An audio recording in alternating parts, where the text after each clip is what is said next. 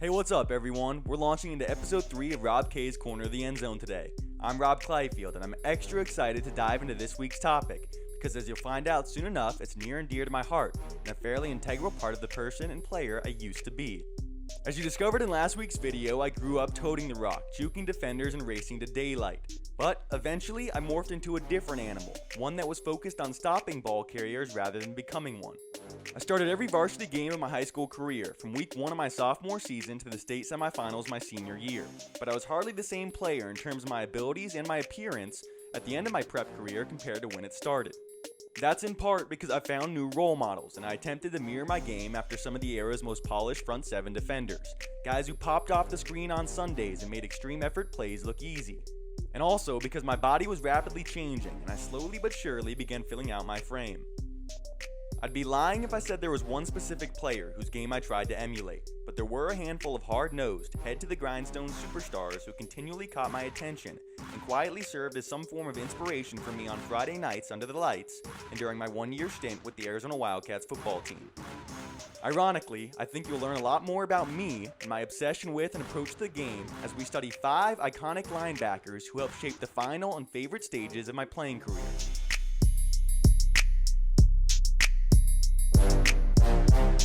First up is a guy who often paid tribute to the non-stop physicality and psychopath stereotypes of his inside linebacker position by constantly playing with a chip on his shoulder.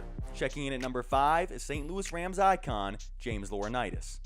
Hailed as one of the best college linebackers of all time, Laurinaitis also managed to carve out an extremely successful pro career, even if it was derailed by injuries following his departure from St. Louis after compiling 7 consecutive 100-plus tackle campaigns. Laurinaitis' list of NFL accolades may look bleak compared to the rest of the guys in this countdown, but believe me, he basked in his fair share of achievements years earlier as an Ohio State Buckeye. The most impressive aspect of Laurinaitis' game, in my eyes, was his consistency and unwavering energy, evidently on display for all 4 quarters, no matter the deficit reflecting on the scoreboard. The Rams, unfortunately, were typically one of the league's afterthoughts during Laurinaitis' 7-year stretch donning the Millennium Blue and New Century Gold, but that shouldn't take away from his memory as one of the league's most reliable and impassioned tacklers. I always admired Laurinaitis' gladiator-esque appearance and strived in some ways to replicate his style of play and the way he carried himself. It certainly helped that he got by as a second-round draft pick with average to above-average athleticism. It made his success feel somewhat more attainable to a guy like me, who was always hindered by stiff hips and a crummy vertical.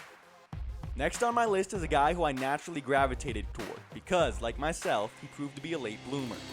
This guy wound up making enough noise at the college level, despite beginning his journey as an undersized walk-on, to sneak into the back half of the first round of the 2009 NFL Draft. Incredibly, he still operates at a high level and is rapidly closing in on the 100-sack milestone. Packers great and current Los Angeles Rams chess piece, Clay Matthews. Matthews' long blonde locks jumped onto NFL scouts' radars after a transformational 4-year period at USC, where he ditched his once frail frame and untapped potential for a seemingly limitless ceiling. But he didn't necessarily make his mark or earn the respect of fans across the country until his rookie season in Green Bay, which featured 10 sacks and 17 tackles for loss. By year 2, Matthews had become a household name and a crucial component of the Green Bay's most recent Super Bowl victory. And now, with a decade in the rearview mirror, he's commonly mentioned as one of the most destructive and versatile linebackers in pro football. Even approaching year 12, Matthews appears to have plenty left in his tank. After declining sack numbers and several seasons marred by various injuries put a damper on his farewell as a Packer, the golden-haired pass rusher found new life in his first season with the Los Angeles Rams, tallying 8 sacks in 13 games. All the while battling an untimely broken jaw that kept him sidelined for weeks 6 through 8. One of the most impressive parts of Matthews' football journey, in my opinion, has been his willingness, not to mention his far-reaching abilities, to line up and wreak havoc from several different positions. Linebackers generally prefer to master their reads and fits from one particular spot on the field. It's not often that players have the skill set or mental capacity to learn the ins and outs of multiple positions. But that's one of the many traits that makes Matthews such a special player. He's more than capable of changing the game from various alignments, and likely relishes in the opportunity to catch offensive linemen and quarterbacks off guard. The third linebacker on my list is a surefire Hall of Famer, in my mind, even if it takes a few ballots for him to be named a finalist. Really, the only blemish on his list is his lack of longevity, but for 7.5 seasons, he made an irrefutably strong case as one of the league's most feared tacklers and offensive game wreckers, San Francisco's very own Patrick Willis. Willis logged an absurd 595 total tackles in his first 4 seasons captaining the 49ers defensive unit, and retired just 50 shy of the 1,000 career tackle mark, which is ridiculous considering he played in fewer than 120 career games. The quick math on that means Willis averaged nearly 9 tackles per appearance. From 2007 to 2013, Willis was dynamite in the middle of San Francisco's defense. He was the cornerstone of a unit that helped propel the Niners back to the Super Bowl for the first time in nearly 2 decades, and he helped groom one of the league's up-and-coming backers in Navarro Bowman, before the two simultaneously emerged as one of the league's most lethal, big play-driven combination of tacklers. Willis's best habits were often his flashiest. He laid the wood unlike any other linebacker in this era. He genuinely made opponents fear him in his soul-taking mannerisms. He turned takeaways into points, and he provided his teammates with a sense of urgency and tenacity by flying around that in turn generated opportunities for momentum swings that peaked at the game's witching hour. He was the epitome of a playmaking linebacker. None of us got to see as much of Willis as we would have liked, but in a sense that makes his legacy feel that much greater. For as long as he played, although it wasn't very long, he was simply the very best at what he did. Knocking on the door at number 2 was a sideline-to-sideline screamer who recently hung up his cleats, looking out for his long-term health rather than any more short-term glory. Former Boston College Eagle and Carolina Panther Luke Kuechly.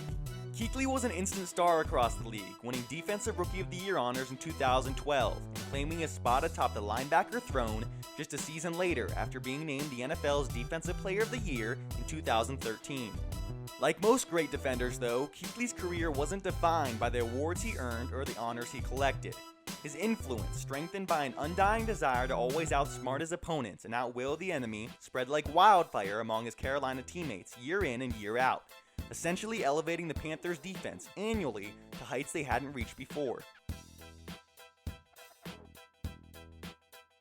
For 8 seasons, Kuechly was the cream of the crop in terms of instinctual linebacker play and his ability to beat blockers to the point of attack. He used his speed and athleticism better than just about anybody in order to breeze by offensive linemen and make impact plays on the opposite side of the line of scrimmage. His greatest asset, however, always appeared to be his mind. Kuechly thrived off pre-snap keys and played with an unprecedented foresight that allowed him to slip through creases, take advantage of tackling angles and running lanes, and defeat the opposition, often well before they recognized their plan of attack had been catastrophically spoiled. Kuechly's quick emergence as one of the best defensive players of the modern era also paved the way for my top linebacker tandem to reign supreme on Sundays. Alongside the unbreakable Thomas Davis, Kuechly birthed one of the NFL's premier run defenses. A unit so efficient, effective, and feared that 2015 MVP Cam Newton couldn't help but sometimes be overlooked. Personally, I was thrilled to see that Kuechly has already taken the next step of his football journey by joining the Panthers' pro scouting department. I don't think it's too crazy to think we've yet to see his greatest feats on the football field. And last, but certainly not least, the man, the myth, and the closest thing to Michael Jordan the Chicago sports world has ever witnessed. Bears legend and 2018 first ballot Hall of Fame inductee, Brian Urlacher. Urlacher was viewed by many to be a sports hero, and for many years I wanted to be just like him. I grew up watching Chicago's vaunted defense, chock full of superstars like Charles Tillman, Mike Brown, Nathan Vasher, Tommy Harris, Tank Johnson, and fellow Wildcat alum Lance Briggs. But it was always the burly white guy wearing number 54 with the buzz cut and barbed wire tattoo who kept me coming back for more. Urlacher had a quiet swagger to his game. He wasn't the type to get all up in your face after a routine stop, or pop off after making a game-changing play. He let his actions do the talking, and that said more to me as an aspiring linebacker and a young leader, and probably more to his opponents than any phrase or taunting would have, while players scurried back to their offensive huddles. Urlacher was a tone setter who relied on his athleticism and brute strength to outmaneuver and overpower his opponents. He played the inside linebacker position with flawless technique, readily attacking downhill, shedding blockers with ease, and always maintaining his leverage in pursuit of the ball. Oddly enough, he's also a guy I looked up to because of his winding and unorthodox path to NFL stardom. Urlacher first put football fans on notice as a do-it-all Lobo back who returned punts, caught touchdown passes, blitzed quarterbacks, patrolled the box, and roamed the secondary at the University of New Mexico. He entered the 2000 NFL Draft as a phenom, oozing potential and rare talent, who didn't necessarily fit the prototype of any particular defensive position. But Urlacher's work ethic and commitment to his craft allowed him to jump in, feet first, and win the day nearly every day of his NFL career. And really, the rest is history. The Bears legend joined fellow standout linebacker, former Baltimore Raven Ray Lewis, as first ballot Hall of Famers 2 years ago. So here's a late, but well-deserved congratulations to the icon who helped shape my playing career more than anyone else. And that's a wrap. 5 players who primarily played the same position, yet 5 players who each taught me something different about the game I love the most. 5 icons I'll never forget no matter how many years go by, and 5 linebackers who I'll most definitely be telling my future kids about. Thanks for tuning in to another episode of Rob K's Corner of the End Zone. I really do appreciate all your support and would love to start hearing some more feedback. You know the drill. Until next Monday. Now, let's connect.